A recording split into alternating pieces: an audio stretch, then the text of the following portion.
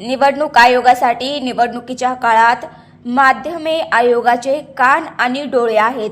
माध्यमात पैसे किंवा वस्तूच्या मोबदल्यात कोणतेही प्रसारित किंवा प्रकाशित वृत्त यावर माध्यम संनियंत्रणचं विशेष लक्ष व नियंत्रण राहत आहे, असं अतिरिक्त आयुक्त वीणा पवार यांनी राजकीय पक्ष प्रतिनिधी उमेदवार यांच्याकरिता आयोजित बैठकीदरम्यान माहिती दिली.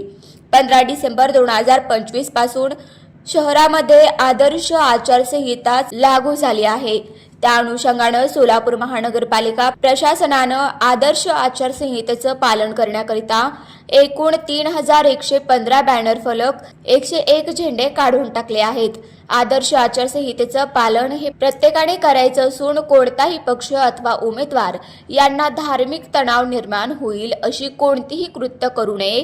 प्रतिस्पर्धींच्या खाजगी आयुष्याच्या कोणत्याही पैलूंवर टीका करू नये. तसेच प्रार्थना स्थळांचा प्रचारांसाठी व्यासपीठ म्हणून वापर केला जाणार नाही याची दक्षता घ्यावी.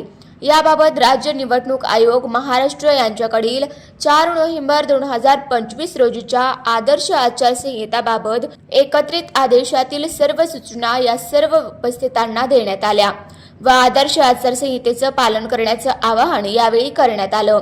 तसेच इलेक्ट्रॉनिक माध्यमे व सोशल मीडिया जसं की TV, radio, Facebook, Instagram, Twitter इत्यादी यांचा वापर करून प्रचार करण्याबाबत कोणत्या दक्षता घ्याव्यात याबाबतही मार्गदर्शन करण्यात आलं.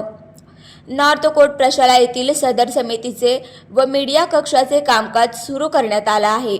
याबाबत अधिक माहिती राजकीय पक्ष प्रतिनिधी उमेदवारांना देण्यात आली.